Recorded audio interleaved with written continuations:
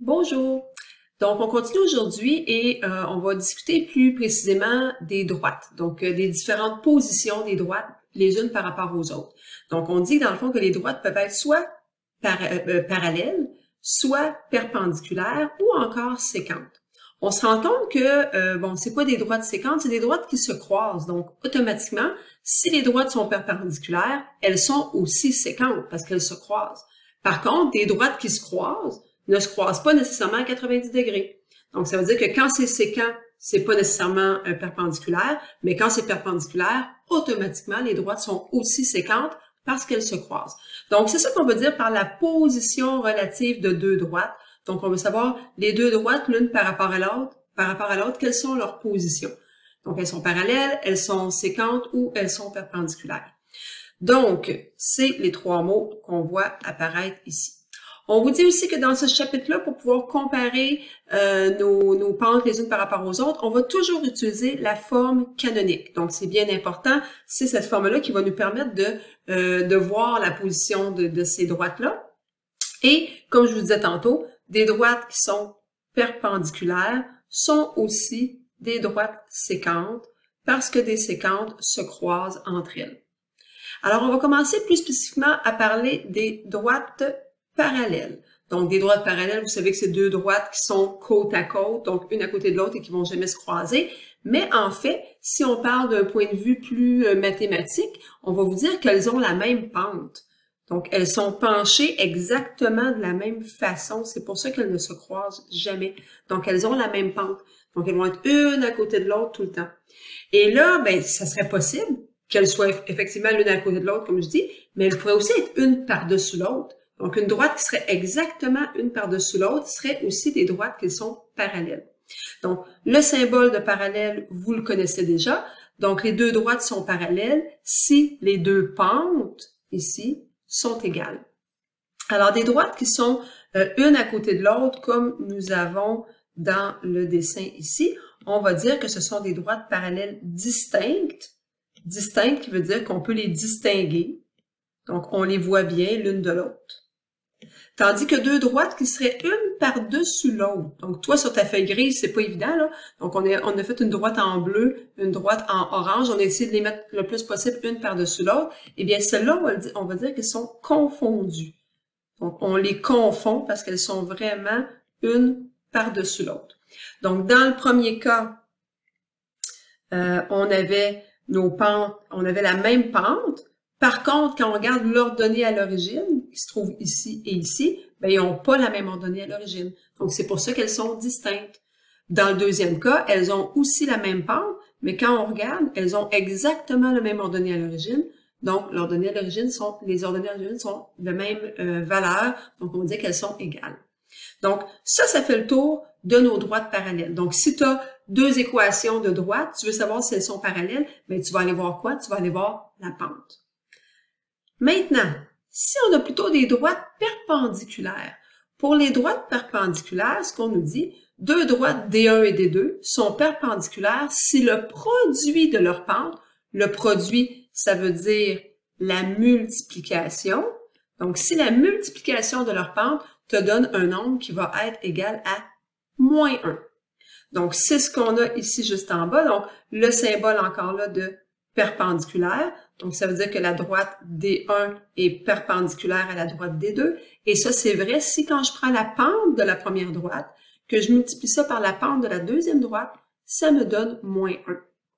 Donc, ici, on vous a fait un dessin où est-ce qu'on aurait une pente, par exemple, M1 qui serait égale à 1, donc une pente de 1. On aurait une pente dans le deuxième cas qui serait égale à moins 1. Et là, si je fais la multiplication, 1 fois moins 1, ça me donne bien moins 1. Donc, quand le résultat me donne moins 1, ça veut dire qu'elles sont perpendiculaires, comme ça ici. Donc, en même temps, si tu veux obtenir une droite perpendiculaire, admettons que, tiens, je vais changer mes chiffres un petit peu juste pour te montrer.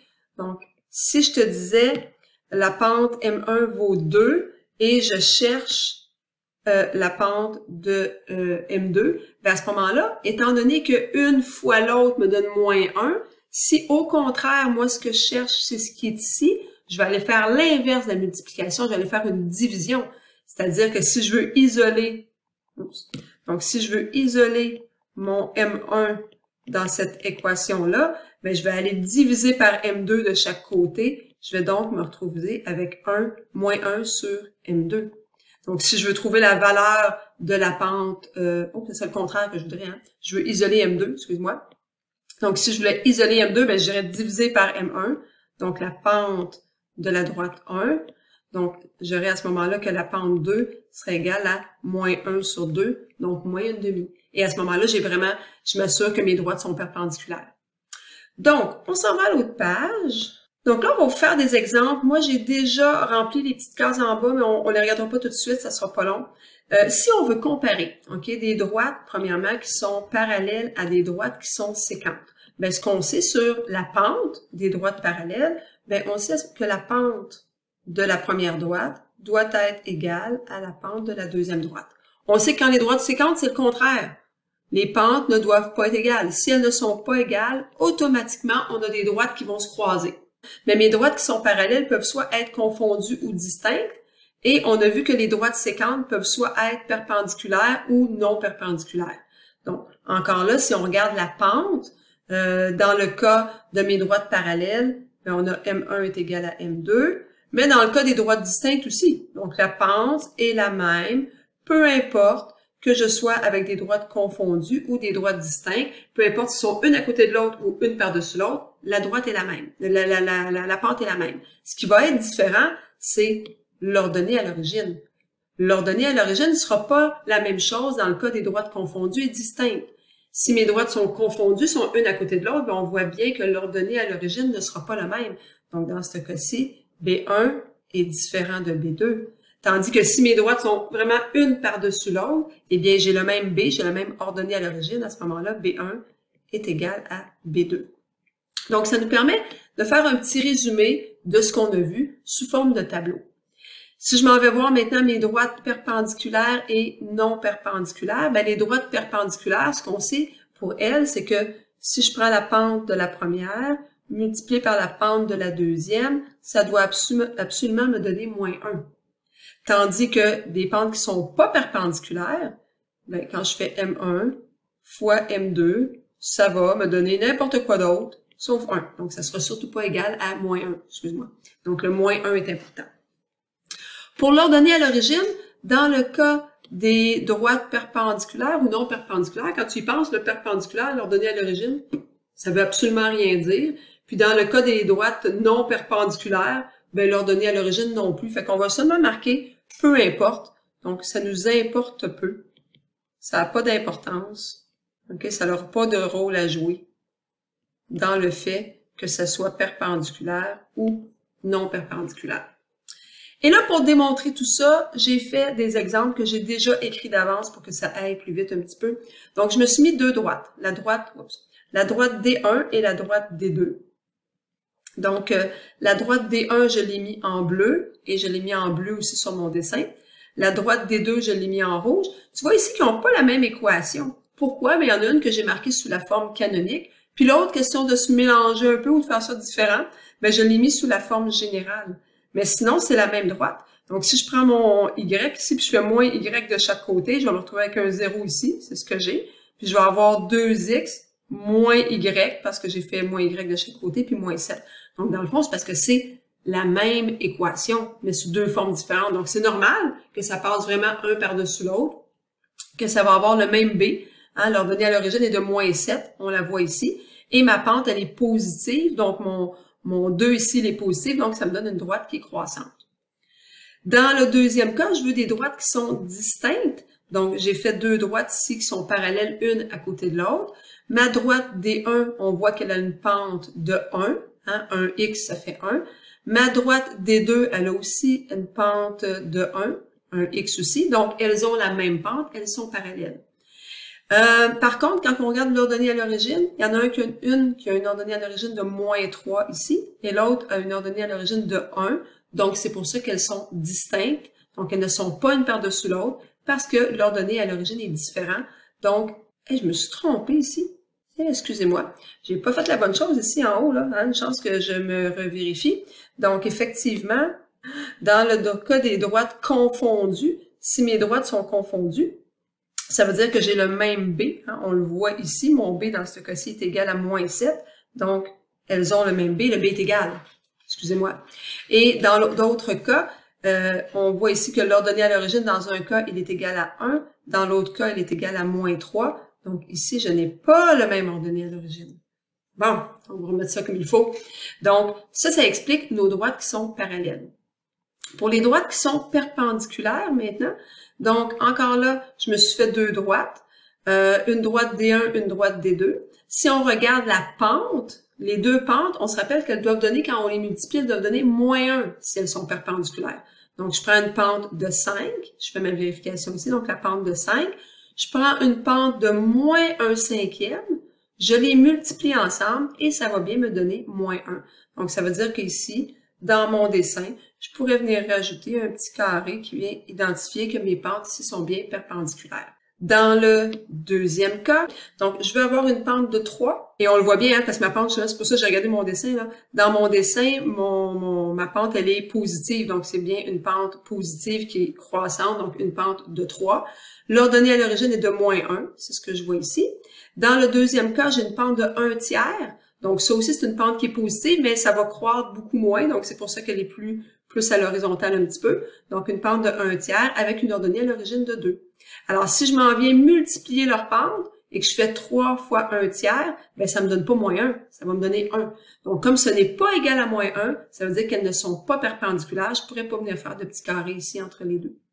Donc ça fait un résumé, ce tableau-là, de ce qu'on a vu jusqu'à maintenant. Donc allons maintenant nous faire un exemple. Alors on nous dit donne la position relative des droites suivantes. Et là, il y en a une que j'ai nommée D1, la première, et l'autre, je l'ai nommée D2, la deuxième. Alors, premièrement, on a dit que pour être capable de voir la position relative, on doit les mettre sous la forme canonique. Donc, c'est la première chose qu'on va aller faire. Donc, on va aller mettre D1 sous la forme canonique. Alors, on s'en vient tout simplement, premièrement, réécrire l'équation de notre droite, en faisant bien attention de ne pas faire d'erreur de transcription. Et pour avoir la forme canonique, je dois avoir Y d'un côté et tout le reste de l'autre côté. Donc, je vais garder 6Y. Je vais envoyer moins 2X de l'autre côté, plus 7, donc ça change de signe pour chacun. Ensuite, je vais devoir isoler mon Y en allant diviser par 6 et diviser par 6. Et si je viens simplifier ce qui se simplifie, je vais donc avoir moins x sur 3 plus 7/6. Donc, ma pente ici, elle est de moins 1/3. On sait que c'est la pente que je vais devoir comparer pour voir si elles sont soit perpendiculaires ou parallèles. Alors maintenant, si je regarde la deuxième droite, donc je vais appeler D2. Et je vais dire qu'on va aller voir la pente. On peut directement pour celle-ci aller voir la pente parce qu'on était déjà sous la forme canonique. Alors, ma pente ici, elle est de moins 1/3. Donc, effectivement, la pente est la même. Donc, elles sont parallèles. Par contre, je pourrais aussi aller voir le B. Donc, aller voir l'ordonnée à l'origine pour voir maintenant que je sais qu'elles sont parallèles. Est-ce qu'elles sont confondues ou si elles sont distinctes? Alors, si je regarde pour la première droite, la valeur de B, j'avais 7/6. Si je regarde ensuite la valeur de B pour la deuxième droite, j'ai une ordonnée à l'origine de 3. Conclusion. Alors, on va aller dire premièrement que la pente, donc M1 est égal à M2, mais B1 est différent de B2. Donc, droite D1 et D2 sont parallèles. Je vais faire le symbole pour que ça prenne moins de place. Et distinctes. Donc, c'est ce qu'on veut savoir quand on vous demande la position relative. Donc, c'est une droite par rapport à l'autre, quelles sont leurs positions. Donc, elles sont parallèles et distinctes. On s'en va maintenant au dernier numéro. Donc, ici, là, je viens de faire un petit dessin rapide pour représenter la situation. Alors, on dit détermine l'équation générale de la droite qui passe par le point moins 2,5. Donc, j'ai fait un point moins 2,5. Et qui est parallèle à la droite dont l'équation est la suivante. Donc, on a déjà une droite ici. Nous, on veut trouver, ce que je vais mettre en rouge, on veut trouver l'équation d'une droite qui serait parallèle et qui viendrait passer par le point moins 2,5. Donc, je veux trouver l'équation générale de la droite que je viens de tracer en rouge. Alors, ici, présentement, notre équation de la droite qu'on voit, elle est sous la forme symétrique. Donc, on a x, on a y, on a tout ça est égal à 1 et on a une partie décimale pour chacun. Donc, si on se rappelle bien, notre équation symétrique, eh bien, ce que nous avons au dénominateur de x, ça se trouve à être le a. Ce que nous avons au dénominateur de y, ça se trouve à être le b. Et dans ce cas-ci, la pente, on le sait, qu'est égale à moins b sur a. Donc, ce qui veut dire que on serait capable d'aller trouver, premièrement, l'équation canonique. Pourquoi l'équation canonique? On sait que quand on parle de la relation entre les droites, on doit travailler avec l'équation canonique. Donc, si je veux que mes droites soient parallèles, elles doivent avoir la même pente, mais je vais commencer par aller voir quelle est la pente de cette droite-ci. Je vais donc avoir besoin de mon équation canonique. Donc, c'est la première chose qu'on va aller faire. Donc, déterminer premièrement la pente de la droite. Je vais l'appeler la droite D1, là, celle qui est en bleu, on va dire que c'est D1. Et celle qui est en rouge, je vais l'appeler D2. Donc, pente de D. Donc, c'est la première chose qu'on va faire. Donc, on sait que M est égal à moins B sur A. Moins B va être égal à moins 5 sixièmes sur moins 2 tiers. Tu peux soit le taper sur ta calculatrice ou encore, s'il y en a qui se rappellent comment on travaille les fractions, quand on fait une division de fractions, ça revient par multiplier par l'inverse. Donc, ça veut dire que moins 5 sixièmes revient à multiplier par l'inverse de cette fraction-là. Donc, je change ma division en multiplication et je dois venir inverser. Ou encore, tu le tapes sur ta calculatrice. Et ça va me donner moins divisé par un moins, hein, parce que je vais avoir un négatif au numérateur et un négatif au dénominateur. Ça va donc me donner un positif au bout du compte. Et 5 fois 3, 15 et sur 12. Donc, 15 sur 12, je peux donc le réduire. Je vais diviser par 3, ça me donne 5, et je divise par 3, ça me donne 4. Donc, j'ai une pente de 5 quarts. Je sais donc maintenant que la pente de D2 sera aussi de 5 quarts puisqu'elles sont parallèles. Deuxièmement, je vais aller trouver maintenant l'ordonnée à l'origine. L'ordonnée à l'origine que j'ai besoin de la pente qui est en rouge ici. Je connais un de ces points, je connais le point moins 2, 5. Donc, si je veux trouver l'équation canonique de D2, je sais que ça va avoir la forme y est égale à mx plus b. La pente, on la connaît. La pente, elle est de 5 quarts x plus b. Je peux donc remplacer par le point que je connais sur cette droite-là qui est moins 2, 5. Alors, 5, c'est la valeur de y. Et la valeur de x, elle est de moins 2. Alors, ça me donne ici, si je regarde rapidement, j'ai voyons, mon dénominateur qui est 2, mon numérateur qui est 2, donc ça va s'éliminer. Par contre, je vais avoir un moins, donc ça va me donner 5 est égal à moins 5 plus b. Alors, je vais faire plus 5 de chaque côté et je vais avoir que b est égal... Ah, je me suis trompée. Je me suis trompée. J'ai marqué un 2 quand c'était un 4 qu'il y avait ici. Donc, si je regarde bien, j'avais mis 5 quarts, puis ici, j'avais mis 5 demi. Donc, 5 quarts, donc ça ne va pas s'éliminer. Il va me rester quand même un petit 2 ici. Donc, quand je veux venir faire ma soustraction, je peux avoir mon B est égal à, je vais avoir 5 plus 5 demi. Donc, ça va me donner 15 demi. Donc, tu le fais rapidement sur ta calculatrice ou encore tu viens mettre ta fraction qui se trouve ici sur 2 aussi. Ça va donner 10 demi. Donc, 10 demi plus 5 demi va te donner 15 demi.